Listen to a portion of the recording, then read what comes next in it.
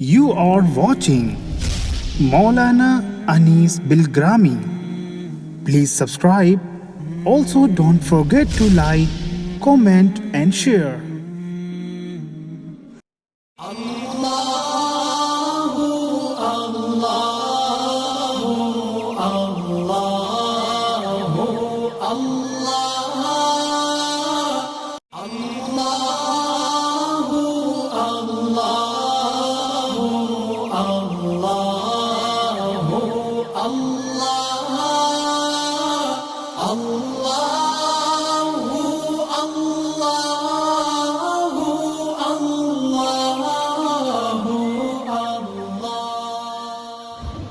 السلام علیکم ورحمۃ اللہ وبرکاتہ۔ بسم اللہ الرحمن الرحیم۔ الحمد للہ رب العالمین، والصلاة والسلام علی سید المرسلین وعلی آلہ واصحابہ وازواجہ وذریاتہ واہل بیتہ اجمعین، اما بعد۔ زندگی کیا ہے؟ ایک بڑا عجیب معمہ ہے، اور دنیا کا کوئی انسان آج تک اس معمے کو حل نہیں کر سکا۔ اور اس سے بھی پیچیدہ چیز ہے موت۔ موت کی حقیقت کیا ہے؟ لوگ اس سے بھی بالکل ناآشنا ہیں۔ زندگی کی حقیقت کون بتا سکتا ہے؟ اور موت کی حقیقت کا صحیح تعارف کون کرا سکتا ہے؟ یہ ایک سچائی ہے کہ زندگی کی حقیقت صرف اور صرف وہی بتا سکتا ہے جس نے زندگی کو پیدا کیا ہے، اور موت کے بارے میں بھی صحیح صورتحال وہی بتا سکتا ہے جس نے موت کو پیدا کیا ہے، اور زندگی اور موت کو پیدا کر کے اس کا مقصد بھی اس نے بتا دیا ہے۔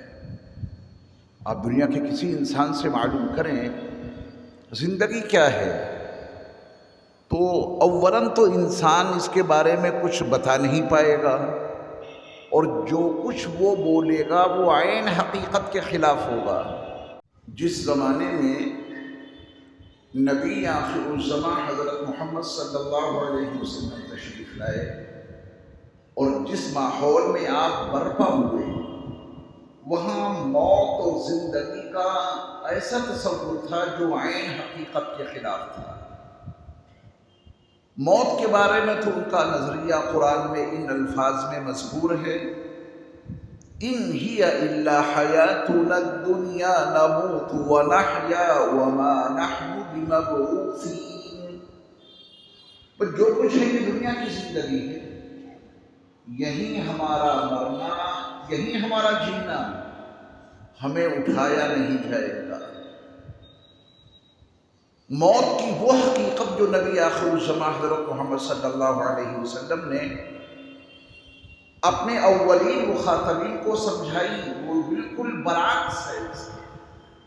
جو کچھ ہے بس یہ دنیا کی زندگی ہے، یہی ہمارا مرنا، یہی ہمارا جینا، ہمیں اٹھایا نہیں جائے گا۔ جب ہمارا وجود زمین میں رل مل جائے گا، زندگی کے تانے بکھر جائیں گے، ہڈیاں ریزہ ریزہ ہو جائیں گی، تو کون ہے جو ہمیں اٹھائے؟ کروڑوں درود و سلام ہو نبی آخر الزمان حضرت محمد صلی اللہ علیہ وسلم پر کہ آپ نے ایسے لوگوں کے درمیان موت کا صحیح تعارف کرا کے ان کو موت کا خوگر بنا دیا اور موت کا عاشق بنا دیا۔ اسلامی نظریے کے مطابق موت سے ڈرنے کی کوئی ضرورت نہیں ہے، یہ وقت سے پہلے نہیں آ سکتی، یہ طے ہے، وقت آ جائے گا تو دل پہ بچا نہیں سکتا۔ اسلام کی تعلیمات میں موت کو یاد رکھنے کی ضرورت ہے، ڈرنے کی کوئی ضرورت نہیں ہے۔ ہر انسان کو اسلام نے باحوصلہ زندگی گزارنے کا سلیقہ دے دیا۔ ہاں، موت کو یاد رکھو، کیونکہ کیونکہ موت ایک حقیقی چیز ہے جو واقع ہو کر رہے گی۔ کتنے بچوں کو ان ہاتھوں نے قبروں میں اتارا ہے، کتنے جوانوں کو ان کندھوں پہ لاد کے انسان زیر زمین دفن کر دیتا ہے، اور کتنے بوڑھوں کو یہ انسان زمین دوز کرتا ہے۔ پہلے بچپن میں تجھ کو ہے برسوں کھلایا، جوانی نے پھر تجھ کو مجنوں بنایا، بڑھاپے نے آ کر کے کیا کیا ستایا، اور اجل تیرا کر دے گی بالکل صفایا۔ جگہ جی لگانے کی دنیا نہیں ہے، یہ عبرت کی جا ہے تماشا نہیں۔ تو اسلام نے وعدے کیا، موت یاد رکھنے کی چیز ہے، موت سے ڈرنا بے معنی ہے۔ ڈرا اس سے جائے کہ جس سے وقت پر بچنے کا امکان ہو، کوئی امکان نہیں۔ حکماء نے موت کی ایک اور اچھی تعبیر پیش کی ہے، موت زندگی کی محافظ ہے۔ موت زندگی کی محافظ ہے، یعنی جب تک وقت نہیں آئے گا یہ موت مرنے نہیں دے گی، اس وقت تک ضرور لے کے جائے گی، اور یہ اللہ کا غیب نظام ہے۔ موت کو یاد رکھنا ضروری ہے۔ نبی کریم صلی اللہ علیہ وسلم کا فرمان عالی شان ہے، عقل مند انسان وہ ہے جو مرنے کے بعد کی تیاری مرنے سے پہلے پہلے کر لے۔ یہی اسلام کا موت کا تصور، کتنا حسین تصور ہے موت کا۔ نہ کوئی ڈر ہے، نہ کوئی خوف ہے، بس تیاری میں انسان کو لگا رہنا چاہیے، کیونکہ یہ تو آ کر رہے گی، اور پھر اس کے بعد ایک مرتبہ بھی سبحان اللہ کہنے کا موقع نہیں ملے گا۔ کتاب زندگی ہمیشہ کے لیے بند ہو جائے گی۔ اس سے پہلے پہلے موقع ہے، اپنی کتاب زندگی پہ جو چاہو لکھ لو۔ نبی علیہ السلام نے فرمایا کہ جس کی زندگی کا آخری کلام لا الہ الا اللہ محمد الرسول اللہ ہو، وہ جنت میں داخل ہو جائے گا۔ کتاب زندگی بند ہوئی ہے لا الہ الا اللہ محمد الرسول اللہ کے اقرار پر، دخل الجنہ، وہ جنت میں جائے گا۔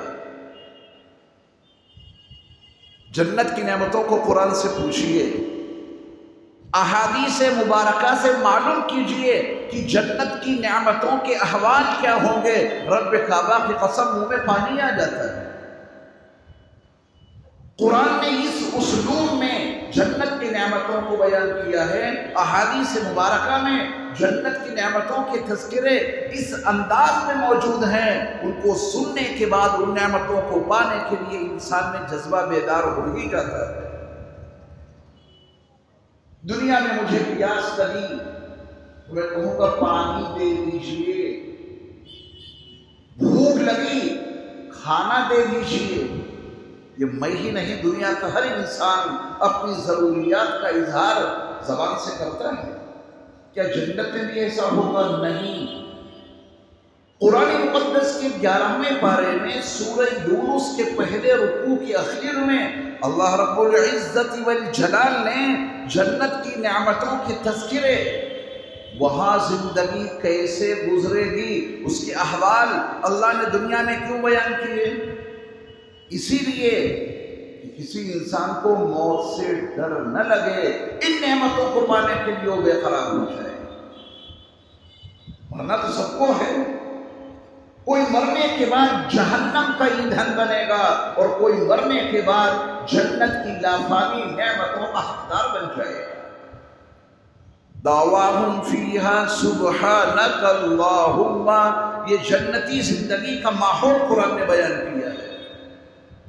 جنتیوں کو جو کچھ چاہیے دل میں سوچیں گے، زبان سے کہنے کی کوئی ضرورت نہیں ہے، وہ دل میں سوچ لینا، اور زبان سے وہ چیز مانگنے کے بجائے اپنے رب کی پاکی ان الفاظ میں بیان کر دینا، سبحانک اللہم۔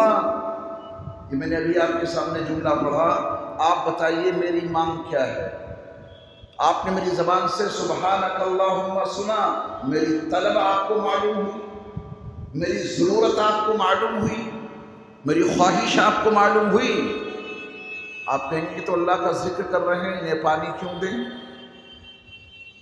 یہ تو اللہ کی پاکی بیان کر رہے ہیں، ان کو کھانا کیوں دیں؟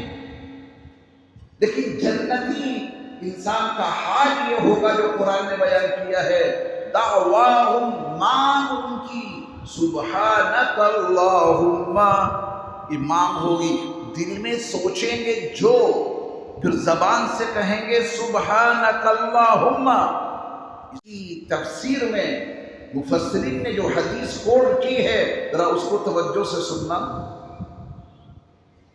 نبی علیہ السلام نے فرمایا کہ جنتی اپنے دل میں کھانے کی خواہش رکھ کر زبان سے کہے گا سبحانک اللہم، تو 10,000 خادم، کتنے؟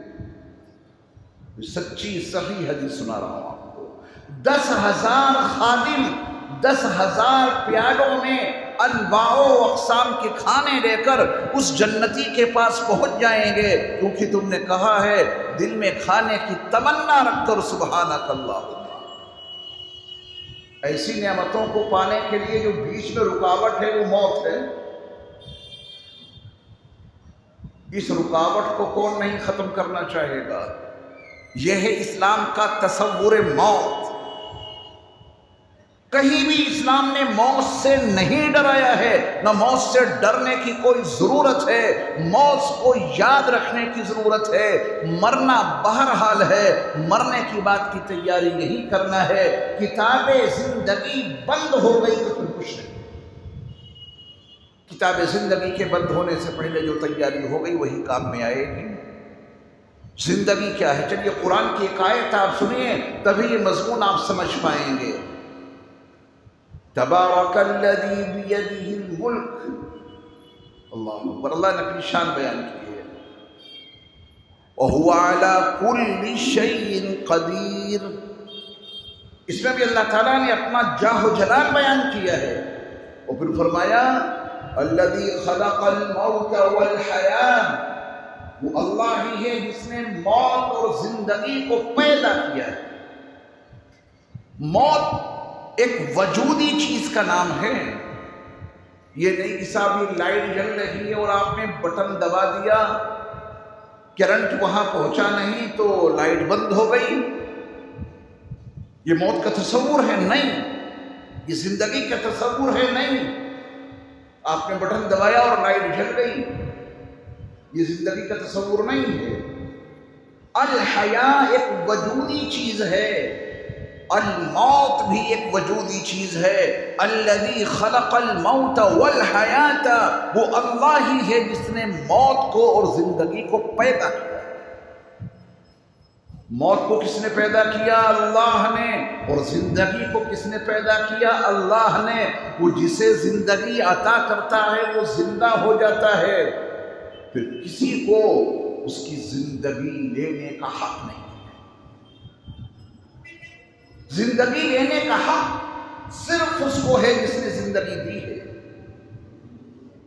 اگر کوئی کسی کی زندگی لینا چاہے تو قرآن پڑھیے، وَمَنْ يَقْتُلْ مُؤْمِنًا مُتَعَمِّدًا فَجَزَاؤُهُ جَهَنَّمُ خَالِدًا فِيهَا، جان بوجھ کر اگر کسی انسان نے کسی مومن کا قتل کر دیا، ہمیشہ کے لیے اس کو جہنم میں رکھا جائے گا۔ کیا حرکت کی اس نے؟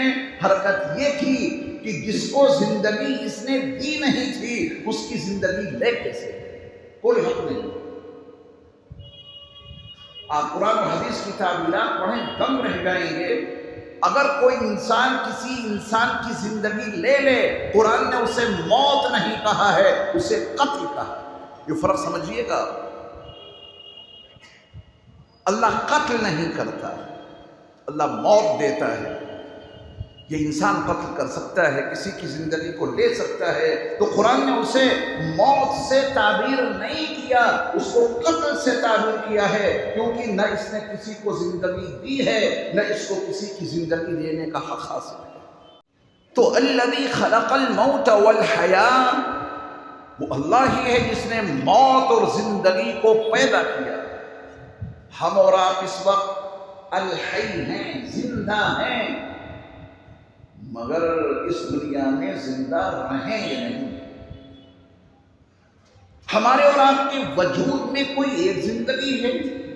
نہیں۔ آنکھوں کے سیلز کتنے ہیں، کانوں میں سیلز کتنے ہیں، یہ دل جو پہلو میں دھڑک رہا ہے اس میں کتنے سیلز ہیں، جو رگوں میں خون گردش کر رہا ہے یہ سیلز کا ہی تو مجموعہ ہے، اور ہر سیل ایک زندہ جانور ہے۔ آپ کی زبان میں بتا رہا ہوں، ہر سیل ایک زندہ جانور ہے، اور ایک انسان کے وجود میں اربوں کھربوں سیلز ہوتے ہیں۔ زندگی بکھری ہوئی ہے ہمارے پورے وجود میں۔ یہ گردے اپنے آپ تھوڑی نہ کام کر رہے ہیں، پلاسٹک کا گردہ ڈال کے دیکھیے کام کرے گا وہ؟ سائز وہی ہے، کلر وہی ہے، مگر وہ گردہ کام یوں نہیں کر سکتا کہ وہ پلاسٹک کا ہے، اس میں زندگی نہیں ہے۔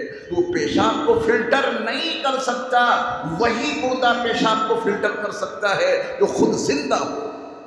وہی آنکھ دیکھ سکتی ہے جو زندہ ہو، وہی کان سن سکتے ہیں جو زندہ ہو، وہی دل دھڑک سکتا ہے جو زندہ ہو، خون وہی ہے جو زندہ ہو، اور جس کے سیلز مر جائیں اتنا حصہ بیکار۔ تو آپ کے وجود میں کوئی ایک زندگی ہے کیا؟ اللہ اکبر۔ جب آپ اس حوالے سے زندگی کو سمجھیں گے تو طبیعت چاہے گی ان کی بارگاہ میں سجدہ ریز ہونے کی۔ آپ کا دل آمادہ ہوگا کہ جس رب نے ہم کو زندگی دی، اور زندگی کی یہ حقیقت ہے، اربوں کھربوں زندگیاں انہوں نے ہمارے اس وجود کے اندر رکھ دی ہیں، ان کو سجدہ کریں، اور سجدہ ذرا طویل ہو جائے، جیسے میرے مصطفیٰ علیہ السلام طویل سجدے کیا کرتے تھے۔ یہ سبحان ربی الاعلیٰ کہتے ہوئے آپ کا من لگے گا، طبیعت چاہے گی اپنے رب کی پاکی بیان کریں۔ ہم تو سراپا گنہگار ہیں، اور اس کے باوجود ہم گناہ کر کر کے سو جاتے ہیں، اور ہمارے اللہ جاگ جاگ کر ہماری حفاظت کرتے ہیں۔ یہاں سمجھ میں آئے گی زندگی انہوں نے دی ہے، باقی کسی کے بس میں نہیں۔ ہم اور آپ جب سو جاتے ہیں تو اپنے وجود کا احساس نہیں رہتا۔ کون ہے جو جاگ جاگ کر ہماری اور آپ کی حفاظت کرتا ہے؟ یہ وہی اللہ ہے جس کا تعارف قرآن میں ان الفاظ میں مذکور ہے، اللہ لا الہ الا ہو الحی القیوم لا تأخذہ سنۃ ولا نوم۔ زندہ ہے، کائنات کے پورے نظام کو قائم رکھنے والا ہے، نہ اسے اونگ آتی ہے نہ وہ سوتا ہے۔ اسے اونگ آ جائے، اسے نیند آ جائے، کائنات کا نظام درہم برہم ہو کر رہ جائے گا۔ کوئی انسان جو سویا ہے اسے کوئی سنبھالا نہیں دے سکتا، اسے کوئی بیدار نہیں کر سکتا۔ ایک زندگی بڑا معمہ ہے۔ اللہ نے یہ اتنی عظیم نعمت ہمیں اور آپ کو دے رکھی ہے۔ مقصد مرنے کے بعد کی تیاری مرنے سے پہلے پہلے کر لو۔ وہ موت بھی ایک حقیقت ہے، جس طرح زندگی ایک حقیقت ہے، جس کو زندگی ملی ہے اس پر موت ضرور آئے گی۔ تو مرنے کے بعد کی تیاری مرنے سے پہلے پہلے کر لو، اور اس میں ایک وظیفہ یاد کیجئے، صبح پڑھیے 3 مرتبہ رضیت باللہ ربا وبالاسلام دینا وبمحمد صلی اللہ علیہ وسلم نبیا۔ یہ پڑھیں گے تو نبی آپ کا ہاتھ اپنے ہاتھ میں پکڑ کے جنت میں داخل کر دیں گے۔ یہ وظیفہ یاد رکھیے۔